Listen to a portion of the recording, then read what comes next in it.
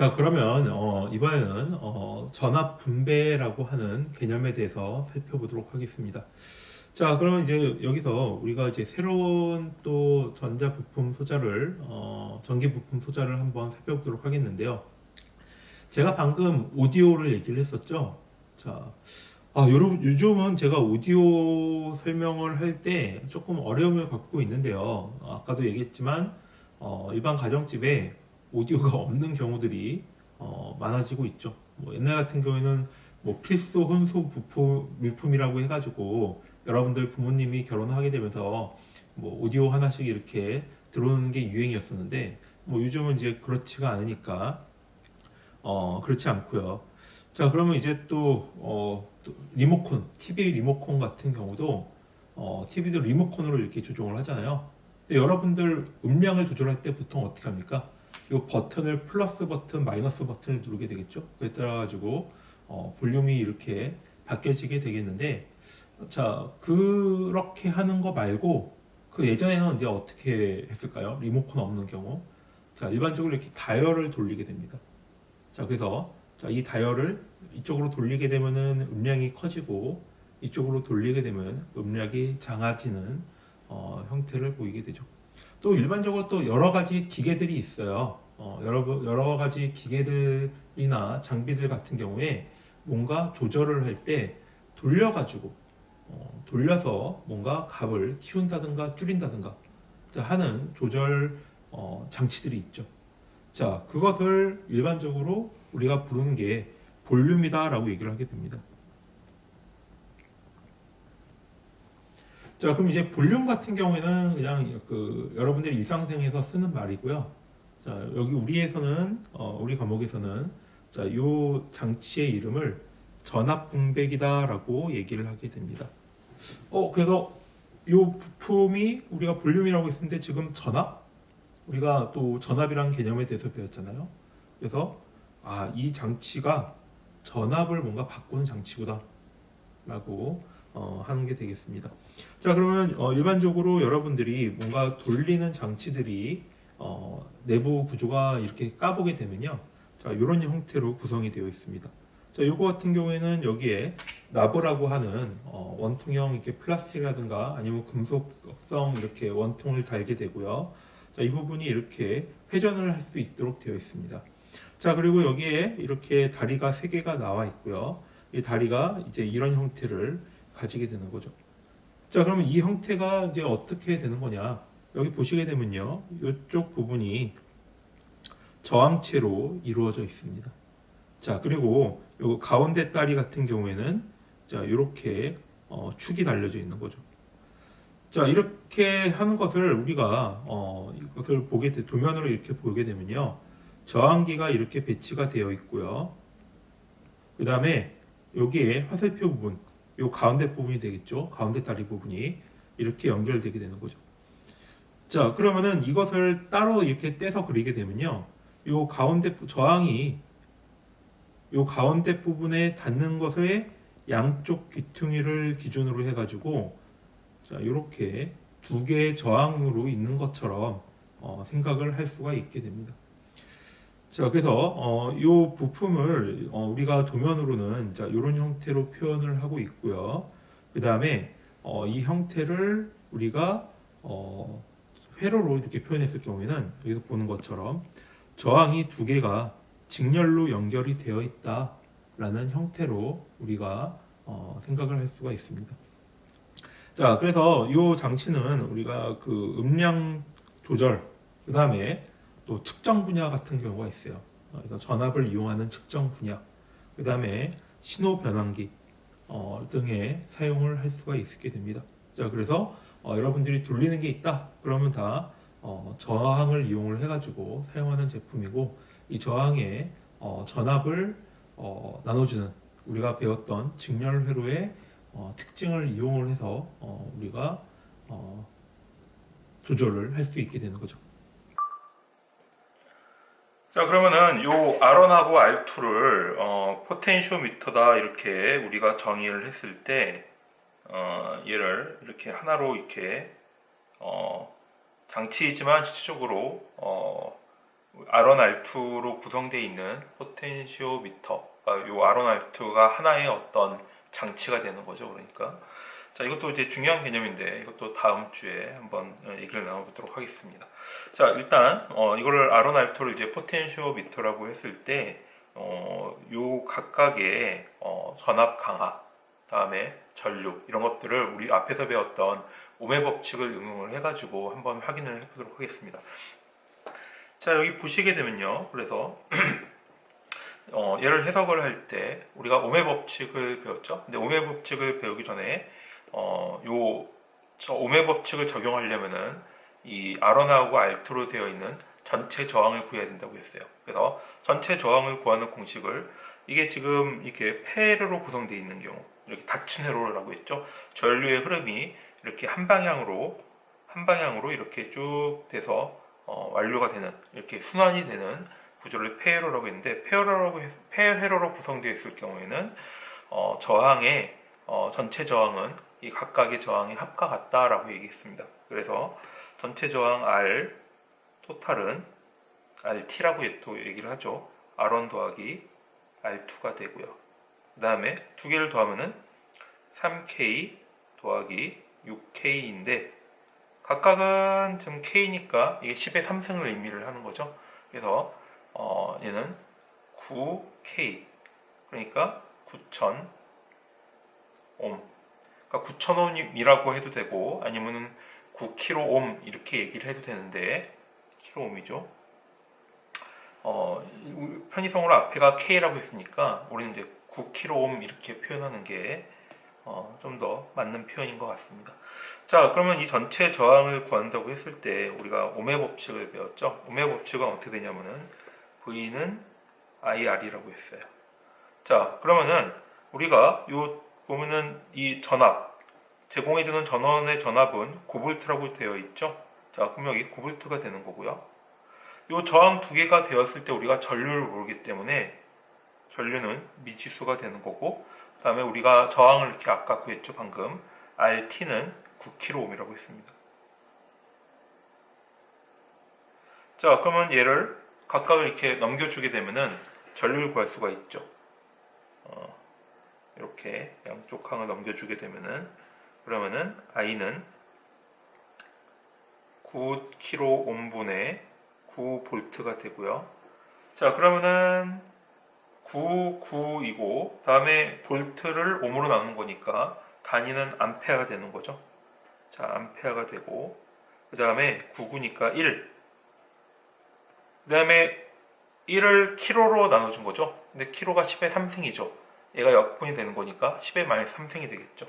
그래서 10의 마이너스 3승인데 10의 마이너스 3승은 우리가 단위를 배웠습니다. 밀리라고. 그래서 얘는 1 밀리 암페어다 이렇게 표현을 할 수가 있습니다. 자, 이 개념은 여러분들 미터법에서도 똑같아요. 1미터는 몇 밀리미터죠? 거기서 얘기하는 이 미리가 10의 3승을 의미를 하는 거죠. 10의 마이너스 3승 미터가 1밀리미터 하고 지금 여기 똑같은 개념입니다. 그래서 1 곱하기 10의 마이너스 3승 암페어는 1밀리암페어가 된다. 자, 이렇게 이해하시면 되겠습니다. 자, 그래서 이 전체 흐르는 전류는 1mA가 되는 거죠. 그래서 이 지점, 각 지점을 측정을 해봐도 다 모두 1mA가 됩니다. 자, 그러면은 요 전압은 어떻게 되냐? 우리가 앞에서 이 저항에 따라 가지고 전압 강화라는 게 발생한다고 얘기를 했어요. 그럼 전압 강화는 어떻게 계산되는 거냐? 자, 이미 제가 여기다가 답을 이미 써놨죠. 답을 얼마로 썼습니까? 요 전압 R1에 해당되는 게 VR1인데 3V라고 썼고 여기 6kΩ인데 6V라고 썼어요. 자, 이렇게 생각할 수가 있겠죠. 그러니까 뭐 3kg니까 3V고 6kg니까 6V냐? 그게 아닌 거죠. 자, 여기 우리가 배웠던 오음의 법칙을 가지고 한번 따져보도록 하겠습니다. 여기 보게 되면은 이 전류는 1mA가 흐른다고 했죠. 그럼 이 전체 모든 지점에 흐르는 전류는 1mA가 흐르니까 이 각각의 흐르는 전류도 1mA라는 얘기예요. 이 저항한테도 1mA가 흐르고 요 저항한테도 1mA가 흘러요. 자, 그러면은 우리는 또 이 각각에다가 오메 법칙을 적용해 볼 수가 있습니다. 오메 법칙을 적용하는 게 V는 IR이라고 했죠. 자, 그러면은 요 V라는 거는 V는 VR1은 여기다 어디다 써야 되죠? 여기다 쓸게요. уп스. 자, VR1 V는 IR이라고 했죠. I가 있고 그 다음에 R인데 앞에서는 지금 전체 저항을 보였지만 이거는 각각의 저항인 거죠. 이거 R1에 대한 저항이니까 R1. 자, 전류는 지금 1mA라고 했어요. 그 다음에 곱하기 R1이 3kg라고 했죠. 킬로 옴. 자, 미리하고 킬로 10의 마이너스 3승, 10의 3승이니까 두 개는 곱해지면 상쇄가 되는 거죠. 자, 그래서 계산되는 거는 3V가 나옵니다. 자, 그래서 이 저항에 해당되는 전압 강에는 3V가 계산이 되는 거예요. 그러니까 얘가 3kg라서 3V가 아니고 여기서 흐르는 전류하고 그 다음에 저항의 관계에 의해 가지고 3V라는 전압 강화가 발생하게 되는 거죠. 자, 그러면 또 VR2를 볼게요. R2는 I 전류는 다 동일하다고 했으니까 그 다음에 R2 자 1mA 그 다음에 여기는 6kΩ이죠. 자, 그러면은 미리 K 상쇄되니까 그냥 1이 되는 거고 그 다음에 1 곱하기 6은 6V가 되는 거죠. 자, 그래서 여기 보시게 되면은 제가 이렇게 쓴 것처럼 각각의 전압 강은 3V, 6V가 됐어요. 자, 그래서 여기 보시게 되면은 앞에서 봤던 9V하고 동일하게 되죠. 그래서 전압이 9V면은 각각에 더해주는 게 9V. 아, 서로 같구나. 이렇게 확인을 해볼 수가 있습니다. 자, 그러면은 이제 여기서 질문을 할 게 하나가 있죠. 뭐 어떤 게 질문이 거리가 있냐면은 3kg하고 6kg니까 3V고 6V냐? 그게 아니에요. 일부러 이게 3하고 6 이런 숫자를 쓴 거예요. 자, 예를 들어서 여기에 1kΩ 그 다음에 2kΩ이라고 해보죠. 자, 그럴 경우에는 각각의 전압 강화가 얼마가 계산이 될까요? 자, 마찬가지로 계산을 해보게 되면은 마찬가지로 똑같이 3V, 6V가 됩니다. 자, 앞에서 얘기했던 지금 이거를 공식으로 만들어 놓은 게 여기 전압 분배의 공식이라고 합니다. 그래서 요 Vx RT분의 RX VS라고 공식이 있는데 굳이 이걸 여러분들 제 생각에는 외울 필요는 없을 것 같아요. 그러니까 이거를 뭐 굳이 외울 필요가 없는데 무슨 얘기냐면은 제가 지금 설명한 개념에다가 오메 법칙 V는 IR을 이렇게 변형을 한 거거든요. 그렇기 때문에 뭐 이렇게 되니까 이 전압 분배에 대해서 공식을 이렇게 막 외우고 이렇게 할 필요보다는 요 오메 법칙을 가지고 제가 지금 푼 것처럼 똑같이 전개해 가지고 풀어도 문제가 없습니다. 오히려 공식 많이 외우면 많이 외울수록 머리가 좀 복잡하잖아요. 이거 외울 필요도 없고 오메 법칙 하나만 알아두고 있으면은 직렬 회로에 대해서 이해하게 되면은 지금 이런 과정을 거쳐가지고 이 공식을 똑같이 도출해낼 수가 있어요. 자, 어쨌든 그래도 공식 이렇게 교과서에 있으니까 이제 제가 써놓은 거고요. 요게 입각해가지고 그냥 값을 그대로 한번 넣어보도록 하죠. 전체 저항이 앞에 지금 1kg, 2kg니까 V1은 전체 저항이 1kg, 2kg니까 3kg죠. 그 다음에 RX가 V1이니까 1kg. 그 다음에 얘가 9V니까 9V. 하게 되면은 3V. 똑같이 V2는 3kg분의 2kg 곱하기 9V는 6V가 나오는 거예요.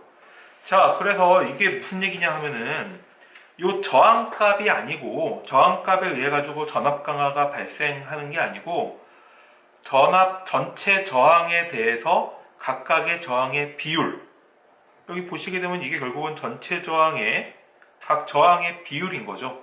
그러니까 각 저항값이 얼마가 됐든 상관이 없어요.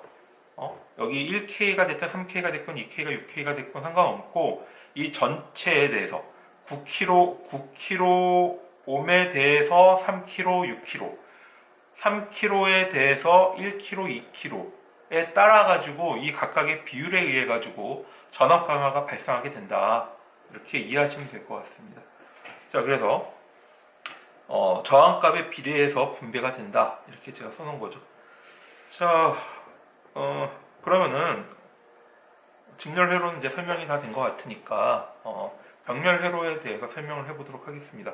자, 병렬 회로 같은 경우에는 병렬 회로 구성 같은 경우에는 우리가 강줄기가 있는데 강줄기가 도중에 이렇게 쭉 나눠진다고 했죠. 자, 그 나눠지게 되는 어떤 지점이 있을 거 아니에요? 여러분들도 보면은 강을 쭉 따라가는데 강이 양 갈래로 이렇게 쭉 나눠져. 야, 그럼 어떤 강을 갈까 해가지고 멈춰가지고 약간 고민을 한번 해보게 되겠죠. 자, 이 나눠지게 되는 이 지점을 뭐라고 부르냐면은 마디. 그래서 여기 보게 되면 영어로는 노드라고 씁니다. 어떤 지점. 자, 그래서 이 지점을 마디라고 부르는데 영어로는 노드라고 부르고 아니면 뭐 좀 약간 뻗어서 그러면 나드 이렇게 얘기도 하기도 하죠. 전류가 요 나드를 기준으로 해가지고 이렇게 쫙 분리가 되는데 요 분리가 되는 게 어떻게 분리가 돼요? 얘가 물이 흐를 수 있는 지점으로 이렇게 나눠지게 되는 거죠. 그러면 이렇게 쭉 흘러가게 돼서 여기 어디 지점에서 다시 합쳐지게 되는 거죠.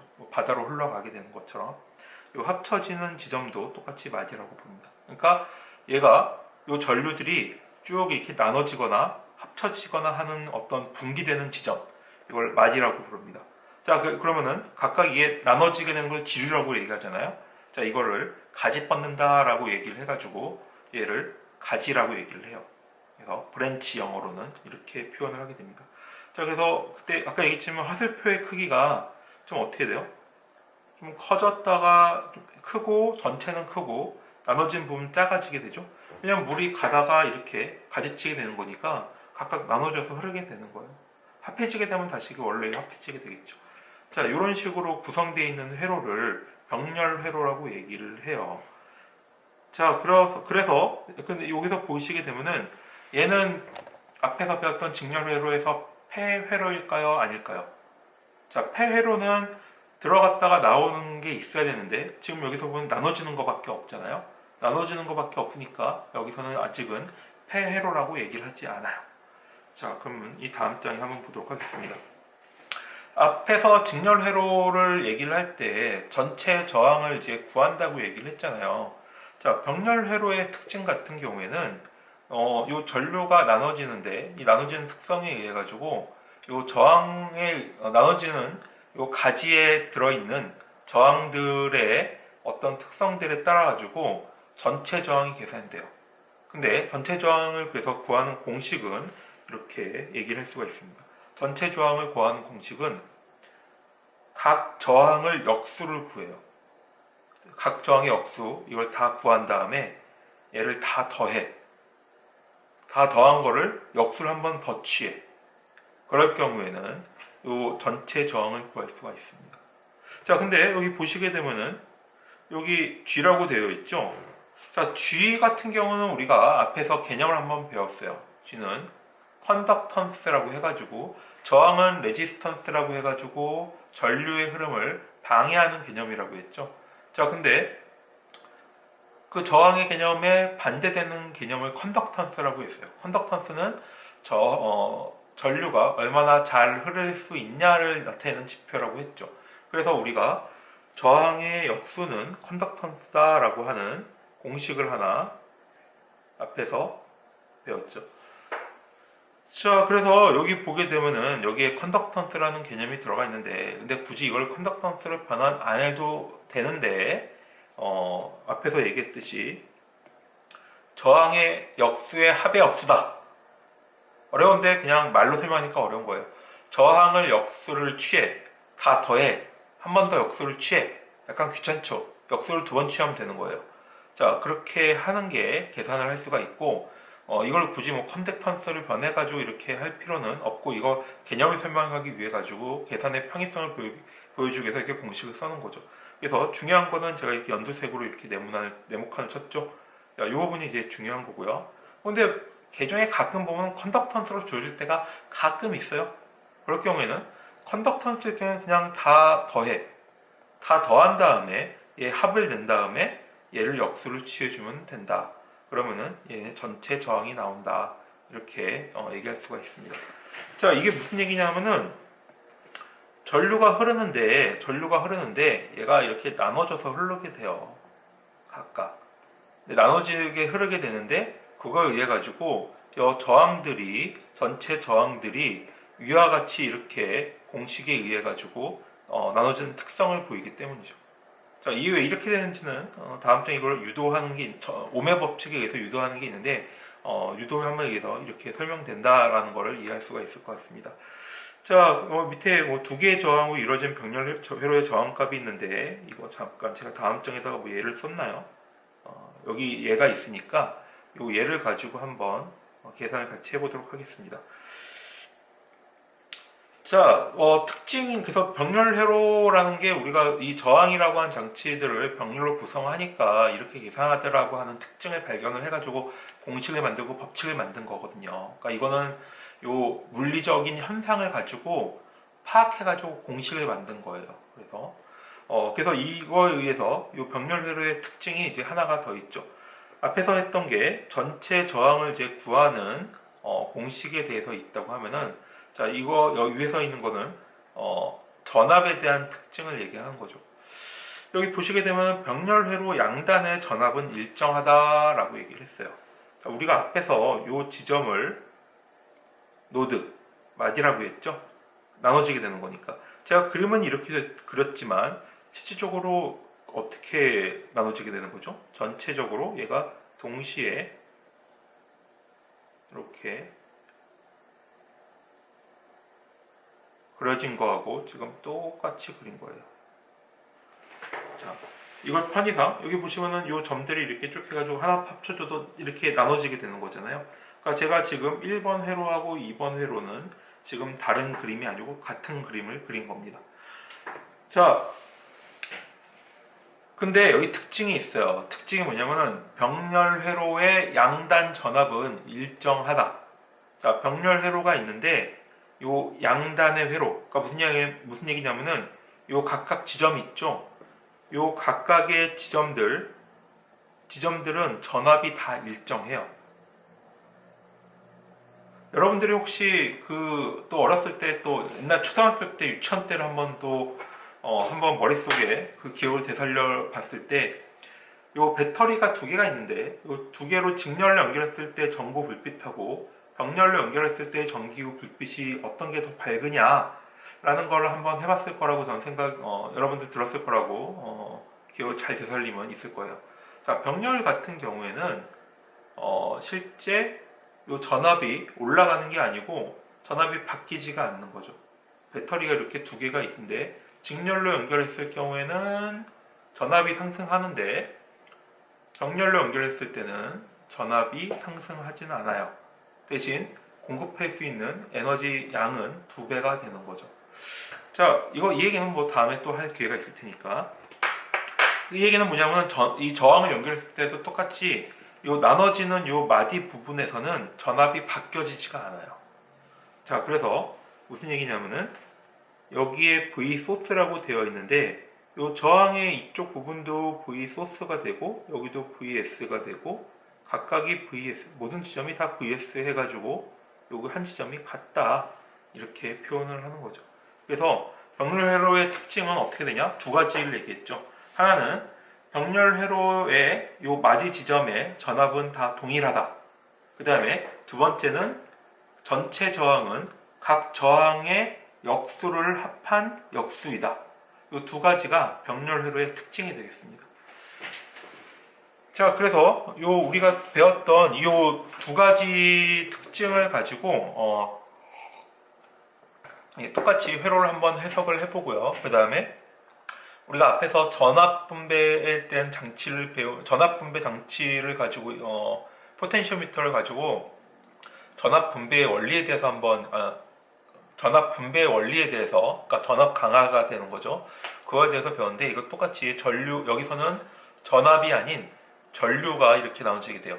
앞에서 보시게 되면은 제가 직렬회로에서 어떻게 됐어요?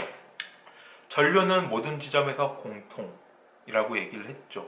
그다음에 모든 지점에 대해서 공통이고, 그 다음에 전압이 바뀐다고 얘기했잖아요. 자, 병렬회로에서는 좀 다른 게 전압은 공통인데 전류가 다르게 돼요. 자, 그래서 여기서는 전류 분배가 이렇게 이루어지게 됩니다. 오메 법칙에 대한 공식을 가지고 한번 요걸 풀어보도록 하죠. 지금 보면은 요 전원이라고 하는, 전압에서는 4V라고 하는 공급을 해주고 있어요. 그럼 여기서 전류가 플러스 마이너스니까, 제가 이거 파워포인트 만들어가지고 요 아이패드로 지금 강의 키노트로 이렇게 사용을 하고 있어가지고 그림이나 표가 살짝 이렇게 깨져가지고 두 개가 지금 그림이 서로 안 맞는 부분이 있는데, 이 부분은 여러분들 좀 감안하고 보시면 될 것 같아요. 지금 보면 4V가 있는데 여기 플러스 마이너스 이렇게 제가 표시를 따로 해놨습니다. 자, 그래서 이 4V에서 전류가 흘러나가는데 어떻게 돼요? 이 지점, 점으로 나누는 지점에서 얘가 4V만큼의 전류가 쭉 흐르고 있다가 이 노드에서 쫙, 이거 하니까 무슨 그거 같지 않아요? 뭐 하여간, 자, 이렇게 쭉 나눠지게 돼요. 그럼 이렇게 쭉 나눠지게 되는데 요 나눠지는 게 어떻게 나눠지냐를 우리가 분석을 해보려고 합니다. 저도 지금 카메라에서 이렇게 하니까 지금 갑자기 항마력이 좀 느는 것 같아요. 점점 이렇게 강의를 많이 하다 보니까 여러분들도 좀 늘어야겠죠. 자, 여기 보시게 되면은 우리가 먼저 요 계산을 할 때 전체 저항을 구하는 거에 대해서 배웠죠. 자, 전압 기준으로 봤을 때 우리가 법칙이 두 개가 있었잖아요. 하나가 마디에서의 전압은 공통이다. 자, 여기 앞에서 얘가 4V라고 했으니까 요 지점도 4V가 돼요. 그러니까 바뀌지가 않아요. 그 다음에 요 지점, 접지라고 되어 있는 지점 우리가 0이다. 마이너스니까 0이다 이렇게 얘기를 했죠. 요 지점 0이니까 요 지점도 0V가 돼요. 그러면 4V, 0V. 자, 이게 우리가 지금 시작하게 되는 지점이 되는 거고요. 4V에서 0V로 이렇게 전압이 강화가 이루어지는데 요 부분들은 다 같다. 자, 그럼 전류가 어떻게 나눠지냐? 전류가 어떻게 나눠지냐를 알려면은 우리가 전체 저항을 계산을 해야 됩니다. 자, 전체 저항은 지금 보면은 R1은 4K, R2는 4K라고 얘기를 했어요. 그럼 우리가 저항을 구하는 공식에 대해서 이렇게 배웠었죠. 저항을 구하는 공식은 R 토탈은 역수를 취하는데 어떤 역수냐? R1분의 1 더하기 R2분의 1, 이거를 한 번 더한 다음에 역수를 취한다고 했죠. 자, 그러면은 R1은 얼마라고 되어 있어요? 4kg라고 되어 있죠. 4kg분의 1, 4kg분의 1. 자, 이렇게 계산을 할 수가 있고요. 그 다음에 자, 여기서부터 그래서 이 병렬 저항 계산하는 게 조금 머리가 아파져요. 제가 지금 이 자리에서 한번 얘기하겠지만 여러분들 시험 같은 거 볼 때 전자계산기는 꼭 갖고 오셔야 됩니다. 휴대폰으로 계산하는 거는 우리가 지금 수강생이 많아가지고 제가 지금 허용은 못하겠고요. 시험 볼 때 꼭 얘기하겠지만 좀 이렇게 계산이 병렬회로들은 지저분해지는 게 있어요. 그렇기 때문에 꼭 계산할 때 계산기 지참해가지고 푸시기 바라겠습니다. 일단 여기서는 그냥 제가 한번 해보도록 하죠. 자, 이게 보게 되면은 4K니까 얘 소수로 하면 소수로 계산할게요. 어차피 계산해야 되는 거니까. 계산할 필요가 없나? 4kg 보니까 4kg분의 2. 그 다음에 11 이렇게 되어야 되죠. 자, 이게 지금 제가 강의 자료가 안 보일 테니까, 제 얼굴을 사라질 테니까 밑에다 쓰게 되면은, 그러면은 이쪽을 곱해주게 되면은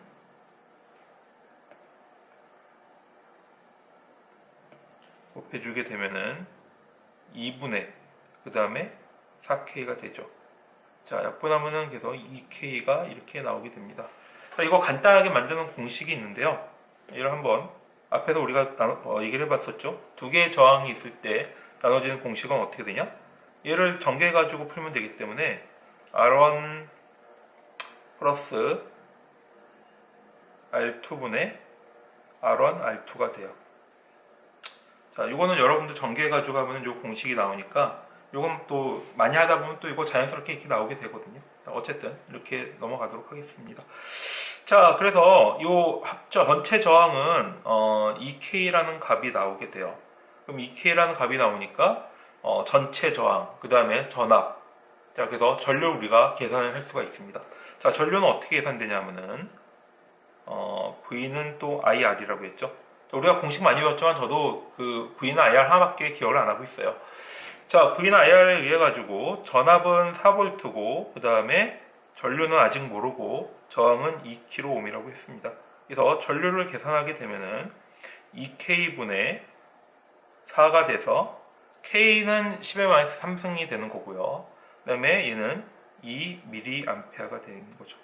자, 이거 왜 이렇게 되는지 여러분들 한번 다시 한번, 저는 그냥 곧바로 나오게 되는데 이거 여러분들은 아직은 익숙하지 않을 테니까 한번 잠깐 왜 이 미리 암페가 나오는지 한번 생각을 해보도록 해보세요.